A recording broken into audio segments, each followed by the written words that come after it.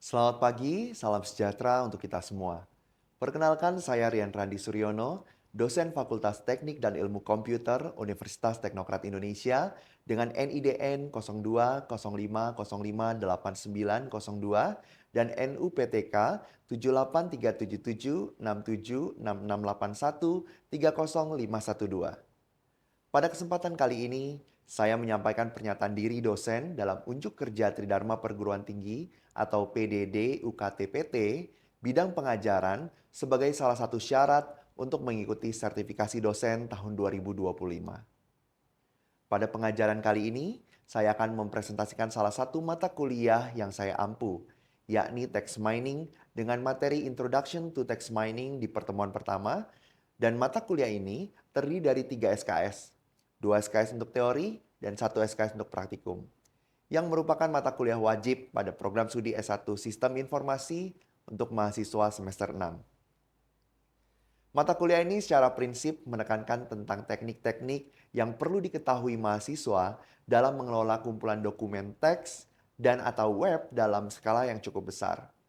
Pengelolaan tidak hanya terkait tentang bagaimana mengatur penyimpanan, namun juga terkait pada proses pengumpulan data, membersihkan data, juga terkait dalam proses analisis data, mengolah data, dan memvisualisasikannya. Dengan kata lain, mata kuliah ini mempelajari seni dan sains untuk menggali wawasan tersembunyi yang berharga dari sejumlah besar data media sosial semi terstruktur dan tidak terstruktur untuk memungkinkan pengambilan keputusan. Mata kuliah ini memiliki CPL, yaitu menunjukkan sikap bertanggung jawab atas pekerjaan di bidang keahliannya secara mandiri, dan yang kedua, kemampuan menganalisis persoalan computing yang kompleks serta menerapkan prinsip-prinsip computing dan disiplin ilmu relevan lainnya untuk mengidentifikasi solusi dengan mempertimbangkan wawasan perkembangan ilmu transdisiplin. Yang ketiga, kemampuan mendesain, mengimplementasi, dan mengevaluasi solusi berbasis computing yang memenuhi kebutuhan-kebutuhan computing pada sebuah disiplin program. Yang keempat, mampu mendemonstrasikan kemampuan bekerja sama secara efektif baik sebagai anggota maupun pemimpin tim kerja. Mata kuliah ini memiliki 4 CPMK, yaitu 1. Mahasiswa mampu memahami konsep text mining dan berbagai pendekatannya. Yang kedua, mahasiswa mampu melakukan eksperimen pra-pemrosesan dalam text mining.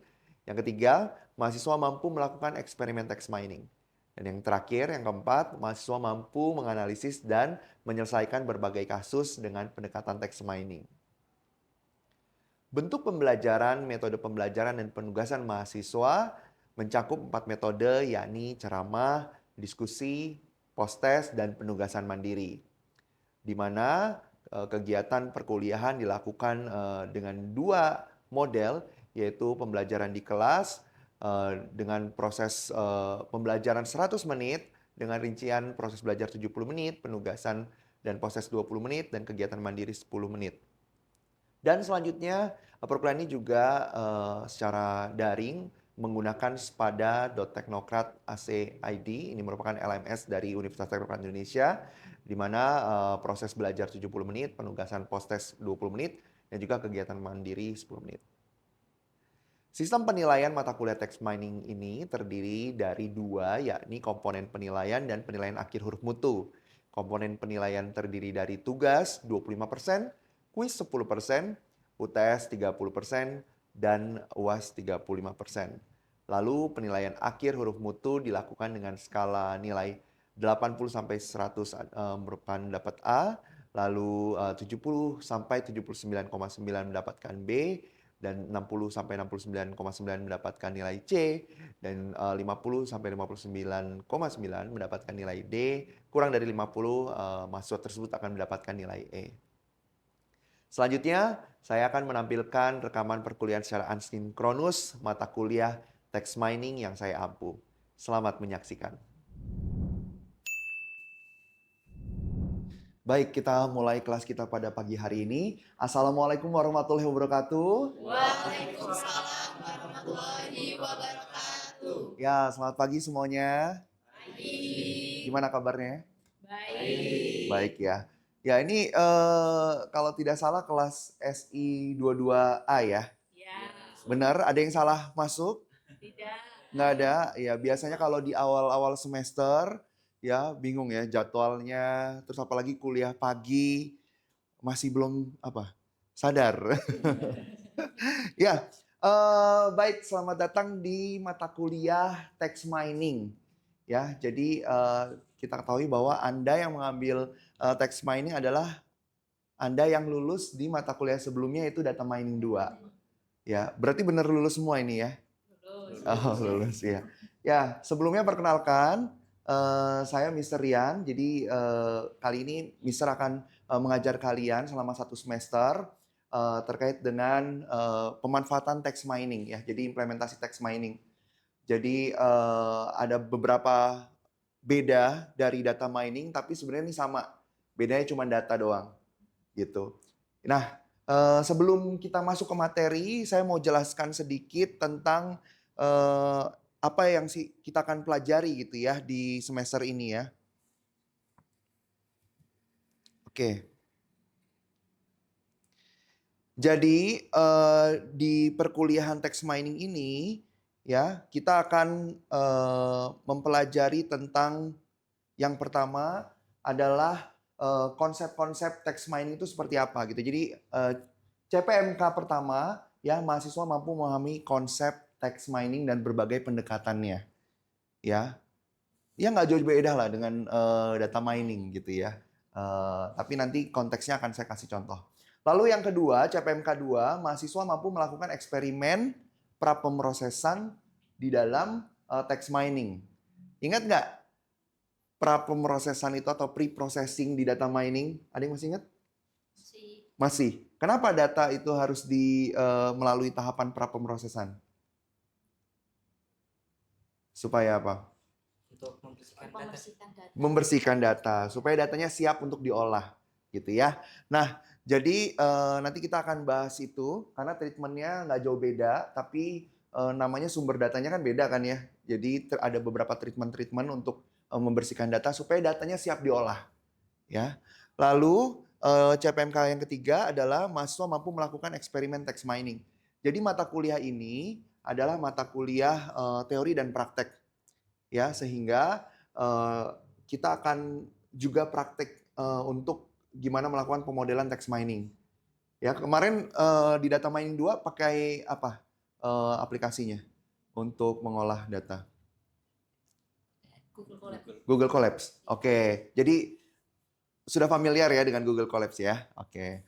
Nah, selanjutnya CPMK yang keempat, mahasiswa mampu menganalisis dan menyelesaikan berbagai kasus. Jadi nanti akan ada banyak studi kasus yang kalian akan selesaikan. Sehingga apa? Sehingga dari sekarang mulai berpikir kira-kira tempatnya apa ya, konteksnya apa. Ya, sehingga nanti untuk mengerjakan tugasnya, karena tugasnya ini adalah tugas yang berkelanjutan, di mana kita nanti akan ambil data, ya, data apa yang mau diambil, lalu kita akan mengolah datanya, dan juga akan menganalisis. Jadi outputnya sampai sejauh itu. Jadi di pertemuan pertama ini tujuannya adalah mahasiswa mampu memahami konsep, lalu prinsip dan juga pendekatan di text mining. Ya, ini beberapa bukunya tadi ya yang sudah Mister share di saat menjelaskan RPS tadi. Di sini ada banyak buku yang Anda bisa akses di LMS kita ya di Spada. Nanti bukunya sudah ditampilkan. Ya. Sebelum dilanjutkan, jangan lupa isi absennya dulu. Gitu ya. Nah, tadi kembali lagi ke definisi. Jadi kita akan membahas tentang konsep dulu nih di pertemuan pertama ya. Tadi Mbak Cici tadi menyampaikan apa sih text mining ya di awal. Lalu jawabannya apa tadi? Ya.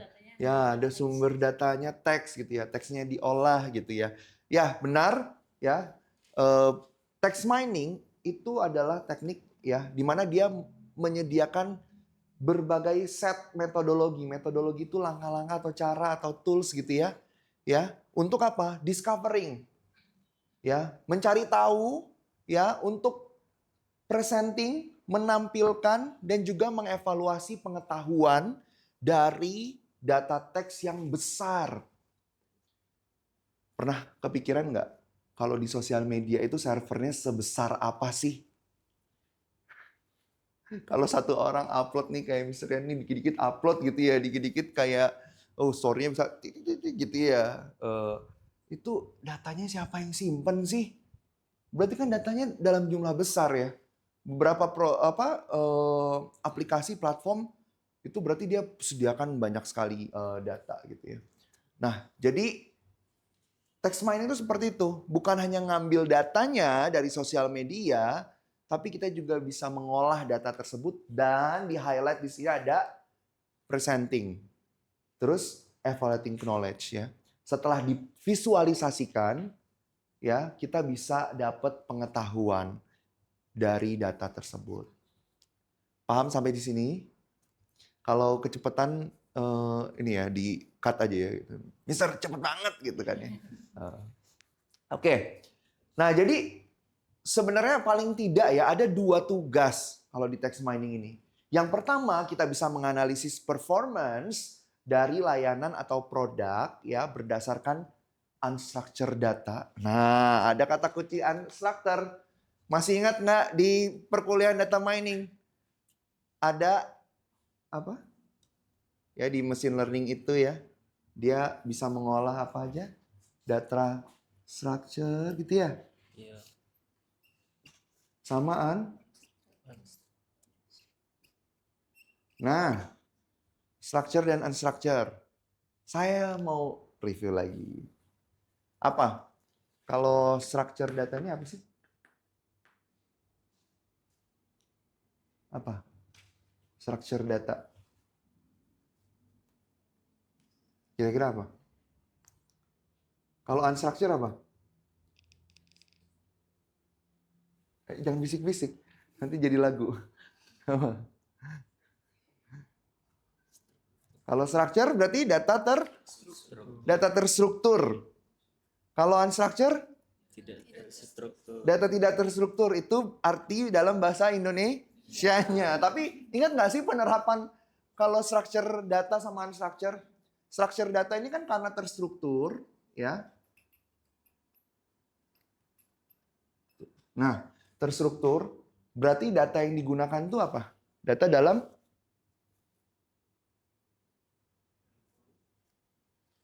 kolom, ya benar, kolom dan baris. Itu apa namanya? Tabel. Benar sekali. Nah, jangan ragu-ragu gitu ya. Ini tenang aja jawabnya. Ya, jadi karena structure ini kan data terstruktur. Jadi ini biasanya datanya di tabel atau tabular ya.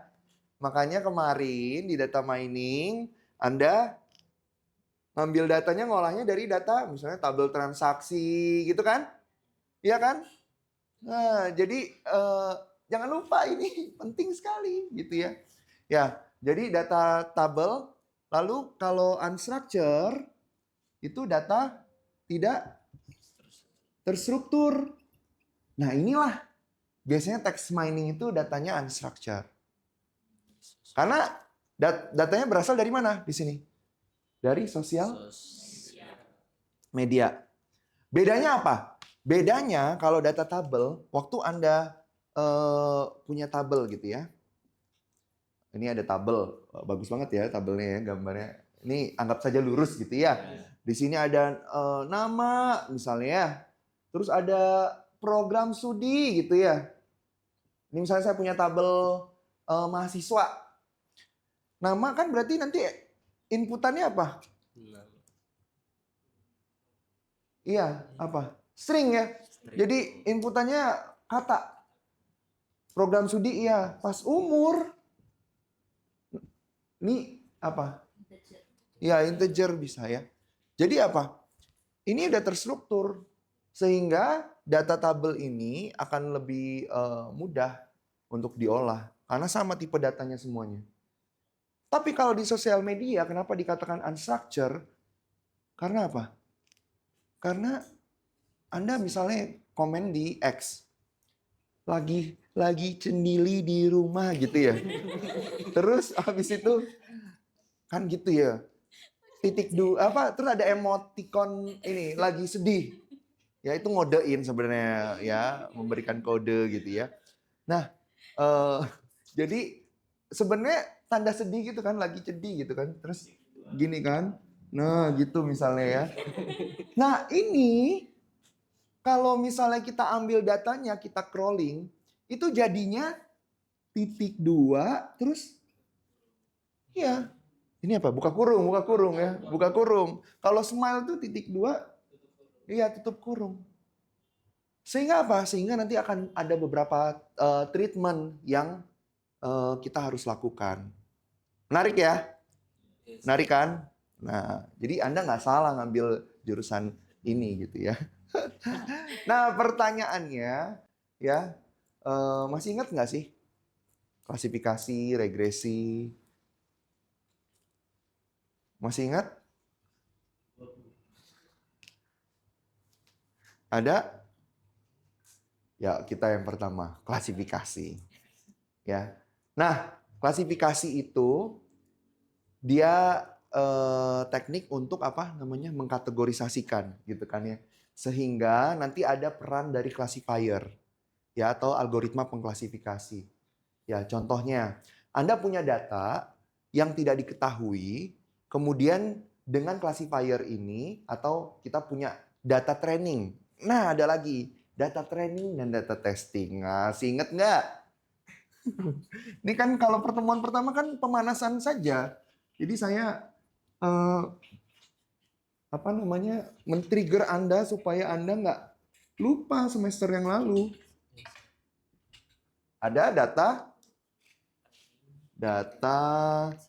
training, data testing. Kalau training itu apa? Latihan. Ya data latih ya, data latih. Nah, data latih, data uji. Itu bahasa Indonesianya, Inggrisnya gitu ya. Nah, jadi biasanya kalau kita kan melakukan pemodelan mesin learning ya, nama aja mesin learning, pembelajaran mesin. Berarti mesin kita untuk bisa mengolah data-data kita harus ajarkan terlebih dahulu. Sehingga apa? Sehingga di sini ada namanya training data. Data yang sudah kita latih. Jadi di sini ada tumpukan database. Kalau misalnya dia ada bintang-bintang, bulat-bulat segitiga gitu ya, ada persegi gitu ya. Sehingga waktu kita inputan datanya nanti dia akan si classifiernya akan menentukan oh ternyata dia ini bintang gitu. Itu konsepnya, sederhananya seperti itu. Jadi jangan lupa ya. Ada data training, data testing. Jadi kalau testing itu nanti yang seperti ini nih. Data inputannya tidak diketahui. Ya, tapi kalau kita data training, biasanya kita akan membuat dulu dataset yang diberikan label, gitu ya. Oke. Lalu selanjutnya apa? Clustering. Kalau clustering masih ingat? Ya. Jadi ini kita kayak segmentasi. Ya. Mengcluster berdasarkan sifat yang sama. Ayo. Saat masa-masa pandemi, install aplikasi Peduli Lindungi nggak? Install ya. Nah, di sana Anda bisa lihat nggak sih cluster apa yang bahaya gitu ya? Daerah mana gitu ya? Terus yang kuning, warna kuning, zona kuning, sama zona hijau itu zona aman gitu kan ya. Nah, itu berarti kan dia akan mengelompokkan berdasarkan data-data dari puskesmas waktu itu misalnya. Waktu atau di tes-tes PCR gitu kan ya.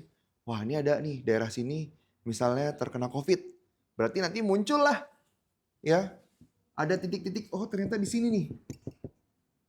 Bagian sini yang terkena COVID gitu kan. Ini kan datanya berarti ada grup yang disegmentasi dengan sifat-sifat yang sama. Jadi ke dalam subgrup gitu ya. Kayak ini. Datanya acak. Ada yang segitiga, ada yang lingkaran, ada yang persegi. Dengan clustering, maka bisa dikelompokkan. Yang persegi-persegi, yang segitiga-segitiga, yang lingkaran-lingkaran. Paham? Oke. Lalu ada asosiasi. Ya. Nah, asosiasi ini adalah apa? teknik untuk kita itu gampangnya adalah supermarket atau di minimarket. Kalau kita beli item A misalnya ya, maka item C juga kita beli. Kalau kita beli item B ya, maka item C dan item D itu kita beli. Kalau kita beli item C, maka item D kita beli. Misalnya, saya nih ya, udah catet nih. Saya mau ke minimarket, mau beli roti tawar. Beli roti tawar nih ya. Duit saya udah saya pas-pasin buat beli roti tawar nih. Tapi waktu ke Indomaret, oh iya ya, kalau saya beli roti tawar, saya harus beli susu atau saya harus beli selai atau gaya bener sih makanya roti tawar dan selai. Iya, atau beli coklat gitu ya atau mesis gitu ya, coklat lagi. Nah, ya seperti itu berarti kan dia punya apa? Punya hubungan keterkaitan. Sama waktu kita ngisi data-data, data itu bisa kita prediksi oh ternyata atau data transaksi atau data sosial media lagi komen nih. Lagi viral misalnya kasus apa? Pelayanan sebuah platform e-commerce gitu ya. Nah, jadi apa namanya satu kali komen, terus dia akan komen lagi. Nah itu ternyata bisa dilihat, dianalisis itu terkait, gitu. Paham sampai sini? Paham ya? Ya nanti kita akan banyak ulas ya. Ternyata dari data teks komentar-komentar masyarakat atau user itu kita bisa maknai dan kita bisa ajarkan komputer kita untuk memprediksi kira-kira kesannya itu seperti apa. Apakah dia negatif? Apakah dia netral? Apakah dia positif? Dan ini yang paling banyak tuh kalau misalnya text mining. Nah, Anda bisa lihat nanti di Scholar saya ya, di Google Scholar, saya banyak sekali membimbing mahasiswa yang ambil topiknya itu adalah topik sentimen analisis. Ya. Terus juga ada topik modeling gitu ya. Yang nantinya juga Anda bisa pilih topik tersebut untuk skripsi Anda nanti gitu ya. Jadi bisa dibaca-baca jurnal-jurnalnya. Oke. Sampai di sini ada pertanyaan kah? Dari tadi kan saya yang semangat gitu ya, share. Kira-kira sudah jelas belum materi hari ini? Pintar berarti ya. Ya. Ada pertanyaan nggak? Boleh. Gimana? Terkait sentimen itu kan bisa dibilang dari komentator atau dari manusianya, makhluk hidup. Dan saya dengar ada yang namanya data bot. Data bot yang saya pernah lihat di e-commerce dijual.